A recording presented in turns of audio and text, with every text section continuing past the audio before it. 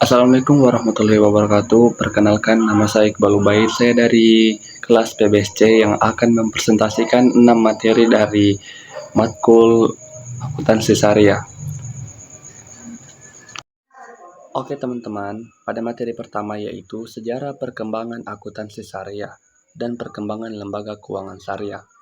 Baik teman-teman, dalam kehidupan bermasyarakat, kebutuhan akan sistem ekonomi yang adil, jujur, dan sesuai dengan keyakinan agama selalu menjadi hal penting bagi umat Islam, mulai dari urusan jual beli, pengelolaan harta, hingga penyimpanan dana.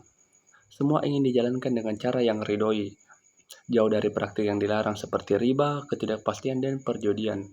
Dari kebutuhan inilah kemudian lahir dan berkembang dua hal yang saling berkaitan, yaitu cara pencatatan keuangan dan lembaga pengelola dana yang sesuai prinsip syariat.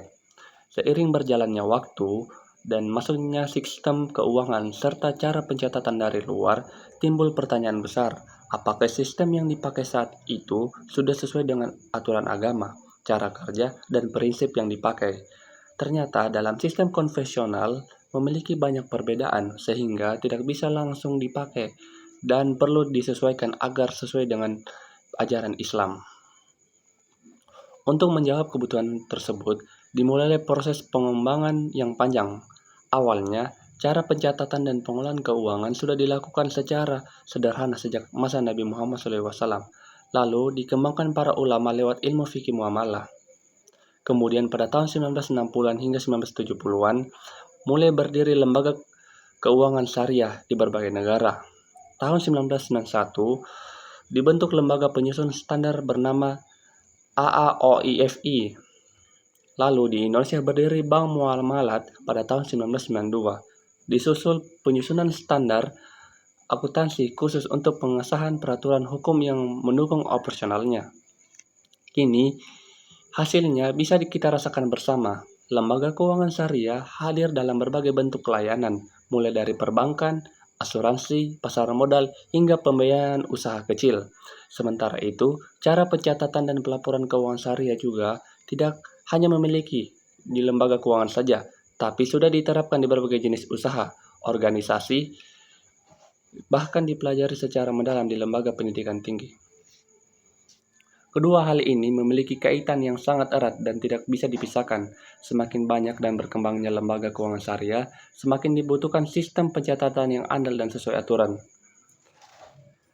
Sejarah perkembangan akuntansi dan lembaga keuangan syariah adalah bukti bahwa kebutuhan sosial dan keyakinan umat bisa menjadi terwujud dalam sistem yang nyata.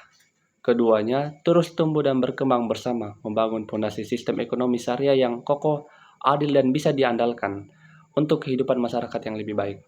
Oke, baik teman-teman, pada materi kedua yaitu prinsip dasar bank syariah dan sistem operasional perbankan syariah. Baik teman-teman, di tengah kehidupan kita sehari-hari, pasti kita butuh tempat menyimpan uang, meminjam dana, atau bertransaksi dengan aman dan nyaman. Bagi umat Islam, tentu ingin semua urusan keuangannya berjalan sesuai aturan agama, jauh dari hal yang dilarang. Dari kebutuhan inilah kemudian hadir bank syariah yang mengatur segala kegiatan yang berdasarkan prinsip syariah. Kalau bank biasa pakai sistem bunga, di dalam Islam hal ini tidak diperbolehkan. Lalu bagaimana cara bank syariah bekerja? Apa aturan dasarnya dan bagaimana sistem jalannya agar tetap berjalan lancar dan adil untuk semua pihak? Jawabannya simpel. Prinsip utama tidak pakai bunga, adil dan semua usahanya halal. Cara kerjanya, kalau kamu mau nabung, uangmu dipakai bank untuk usaha yang halal. Nanti keuntungannya dibagi sesuai kesepakatan. Tapi disepakati sistem bagi hasil atau sewa yang jelas di awal. Semua transaksinya terang dan tidak ada yang dirugikan. Jadi nasabah tenang karena usahanya berkah dan terhindar dari hal yang dilarang. Hubungan antara bank dan nasabah pun bukan pemberi pinjaman dan penerima pinjaman, tetapi sebagai mitra usaha yang sama-sama mencari keuntungan dengan cara yang baik. Prinsip dasar inilah yang menjadi dasar dari semua sistem operasionalnya. Semua aturan, cara hitung, dan jenis layanannya disesuaikan agar sesuai prinsip syariat, sehingga tidak terpisah satu sama lain. Singkatnya, bank syariah bekerja berdasarkan keadilan dan kebersamaan, mengganti sistem bunga dengan sistem bagi hasil atau sewa. sehingga segala transaksi yang dijalankan menjadi berkah dan sesuai keyakinan kita. Baik teman-teman, pada materi ketiga yaitu kerangka dasar penyusunan dan penyajian laporan keuangan syariah PSAK 101. Baik teman-teman, PSAK 101 adalah pedoman baku dari Ikatan Akuntan Indonesia yang mengatur cara menyusun, mencatat, dan menyajikan laporan keuangan untuk semua usaha atau lembaga yang berjalan sesuai prinsip syariat Islam. Tujuannya supaya laporan jelas, jujur, teratur, dan semua transaksinya sesuai aturan agama. Baik teman-teman, kalau kita menabung, berbisnis, atau bekerja di lembaga syariah, tentu kita ingin tahu uang dipakai apa, untung atau rugi, ada dana zakat dan sedekah dipakai kemana. Semuanya harus terang dan bisa dipercaya. Nah, supaya tidak bingung dan semuanya rapi, dibutuhkan aturan yang jelas. Itulah gunanya PSAK 101. Laporan keuangan biasanya aturannya berbeda. Sedangkan untuk syariah ada hal khusus, tidak boleh ada riba, harus ada laporan dana zakat dan dana kebajikan. Dan semua harus sesuai prinsip syariah. Dari bagaimana cara menyusun dan menyajikan agar benar, adil, dan mudah dipahami. Ikuti aturan PSAK 101. Semua pencatatan harus jujur dan lengkap dan sesuai prinsip syariat. Isinya ada 5 laporan utama, yaitu posisi keuangan, laba rugi, perubahan modal, arus kas, dan catatan penjelasan. Ditambah 2 laporan khusus, yaitu sumber dan penggunaan, dana zakat, dan dana kebajikan. Disajikan terang, cara hitungnya tetap sama setiap waktu dan mudah dibaca siapa saja. Jadi, nasabah, pemilik usaha, dan masyarakat langsung paham kondisi keuangannya. Yakin semuanya berjalan sesuai syariat, tidak ada yang disembunyikan dan terhindar dari kecurangan. PSAK 101 jadi dasar utama semua lembaga syariat, mulai bank, asuransi, koperasi, sampai lembaga pengelolaan zakat wajib pakai aturan ini agar cara pencatatannya seragam dan bisa dipertanggungjawabkan.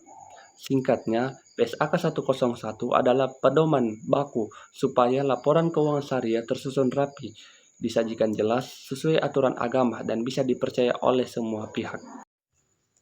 Oke teman-teman, pada materi keempat yaitu akuntansi penghimpunan dana. Di kehidupan sehari-hari, kita sering menyimpan uang di bank kan? Kita ingin uang aman, terjaga, dan cara menyimpannya pun sesuai keyakinan.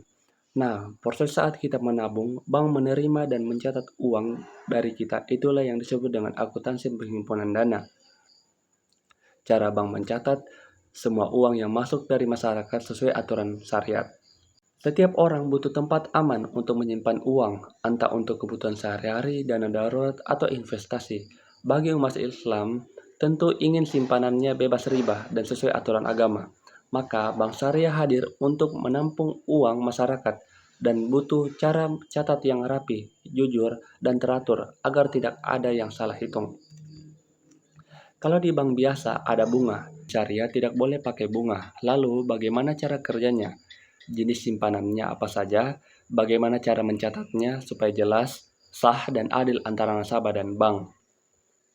Caranya simpel saja, pakai 2 akad, yaitu akad wadiah. Akad wadiah adalah akad titipan.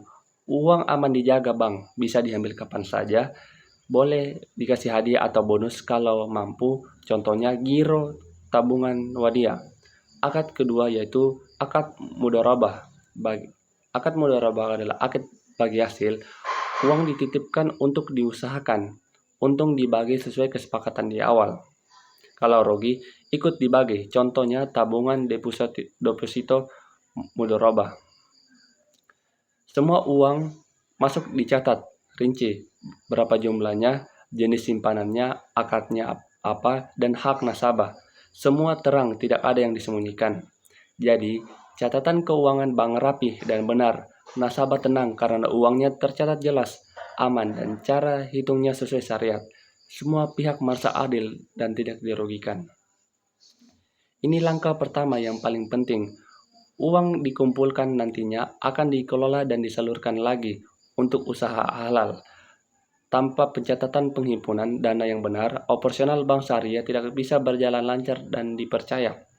Kesimpulannya, akuntansi penghimpunan dana adalah cara bank syariah menerima, mencatat, dan mengelola simpanan masyarakat dengan akad yang halal, dicatat rapi, dan dijamin keadilannya untuk semua pihak. Oke teman-teman, pada materi kelima yaitu akuntansi transaksi pembiayaan mudharabah. Baik teman-teman, banyak orang yang punya ide usaha bagus tapi kekurangan modal. Ada yang punya uang tapi belum tahu mau diusahakan kemana. Nah, dalam syariat Islam, cara menyatukan keduanya lewat kerjasama yang adil namanya akad mudharabah. Dan cara mencatat serta melaporkan transaksi kerjasama ini diatur jelas dalam PSAK 105. Itulah yang disebut dengan akuntansi transaksi pembiayaan mudharabah. Di kehidupan sehari-hari, sering kita temui orang yang giat bekerja dan punya rencana usaha, tapi belum punya dana yang cukup. Sebaliknya, ada juga yang punya dana cukup, tapi tidak punya waktu untuk keahlian untuk mengembangkannya. Bagi umat Islam, tentu ingin kerjasama berjalan sesuai aturan agama, adil dan tidak ada yang dirugikan. Maka, dibutuhkan cara yang jelas untuk mencatat semua proses kerjasama ini, mulai dari dana yang disalurkan, dijalankan, sampai hasilnya dibagi. Kalau di sistem biasa, pakai cara pinjam-meminjam dengan bunga. Dalam syariah, hal ini tidak diperbolehkan. Lalu, bagaimana cara kerjasamanya? Bagaimana aturan pembagian untung dan ruginya? Dan bagaimana cara mencatatnya agar jelas, sah, dan bisa dipertanggungjawabkan sesuai standar akuntansi syariah? Semua diatur dalam PSAK 105. Caranya begini, ada dua pihak, pemilik dana yang berikan uang dan yang pengelola usaha yang dijalankan usaha. Semua kesepakatan ditulis jelas di awal. Berapa bagian keuntungan yang dibagi untuk masing-masing pihak. Kalau usaha dapat untung, dibagi sesuai perjanjian. Kalau rugi, kerugian dana ditanggung pemilik dana dan pengelola hanya rugi tenaga dan waktunya. Pencatatannya rapi, dicatat kapan dana disalurkan, bagaimana perkembangan usahanya, sampai beberapa hasil yang diperoleh. Semuanya terang dan tidak ada yang disembunyikan. Jadi, kedua pihak sama-sama tenang dan percaya pemilik dana yakin uangnya dipakai untuk usaha yang halal dan dicatat dengan benar. Pengelola usaha juga merasa adil karena tidak dibebani bunga dan pembagian hasilnya sudah disepakati sejak awal. Catatan keuangannya juga rapi, jujur, dan sesuai aturan agama. Pembiayaan mudharabah ini adalah salah satu cara penyaluran dana yang paling utama di bank syariah. Dan PSAK 105 jadi pedoman wajib supaya semua lembaga syariah mencatat dan melaporkan transaksi ini dengan cara yang sama, seragam, dan mudah dimengerti oleh semua orang.